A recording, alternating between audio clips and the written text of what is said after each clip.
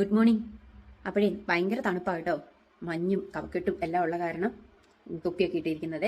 ഞാൻ ഇന്ന് രാവിലെ ഒരു പുട്ടുണ്ടാക്കാൻ പോവാ കേട്ടോ. ഒന്ന് വെറൈറ്റി ആയിട്ടൊന്ന് പുട്ടുണ്ടാക്കി നോക്കട്ടെ എന്ന് ഓർത്താണേ. കുതിർത്ത അരിയാണേ, തവിടുള്ള അരി ഞാൻ കുതിർത്ത് വെച്ചിരിക്കുന്നതാണ്. രാത്രിയിൽ വെള്ളത്തിലിട്ടു, രാവിലെ എടുത്തേ. അപ്പോൾ ഇതാ ഇതിനെ ഒന്ന് മിക്സിയുടെ ജാറിലിട്ട് പൊടിച്ചെടുത്തു. എന്നിട്ട് കുറച്ച് ഉപ്പും ലേശം വെള്ളവും കൂടെ ചേർത്തൊന്ന് നനച്ചു കേട്ടോ. പിന്നെ ഇതാ ഞാനൊരു പഴവും കൂടെ എടുത്തിട്ടുണ്ട്. എന്നിട്ട് ഇതാ ഇങ്ങനെ ഒരു പാത്രത്തിൽ വെള്ളം വെച്ച് അതിൻ്റെ മുകളിൽ തുളയുള്ള പാത്രം വെച്ച് ഒരു ഇല ഇട്ടിട്ടുണ്ട്. അപ്പോൾ ഇതാ ഞാൻ പഴം ഇതിലേക്ക് അരിഞ്ഞിട്ടിട്ടുണ്ട്.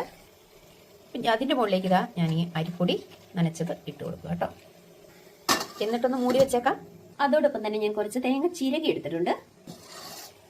എന്തില്ല ഇത്തിരി നേരം ഓടി ഇരിക്കട്ടെ. വെന്തിട്ടുണ്ട് കേട്ടോ. 10 മിനിറ്റിന്റെ പരിപാടിയേ ഉള്ളൂ. ഇലയോടെ പ്ലേറ്റിലേക്ക് മാറ്റിയിട്ടുണ്ട്. ഇനിയാണ് ഞാൻ ചിരകി വെച്ചിരിക്കുന്ന തേങ്ങ അതിൻ്റെ മുകളിലേക്ക് ഇട്ട് കൊടുക്കുന്നത്. ആണ് എൻ്റെ വെറൈറ്റി ഇന്നത്തെ.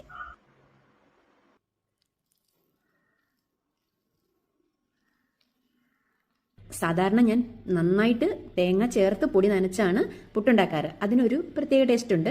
പക്ഷെ പച്ച തേങ്ങ നേരിട്ട് നമ്മൾ ചേർത്ത് വേവിക്കാതെ എടുക്കുമ്പോഴും അതും അതിനേക്കാൾ ഒരു വെറൈറ്റി ടേസ്റ്റാണ് കേട്ടോ.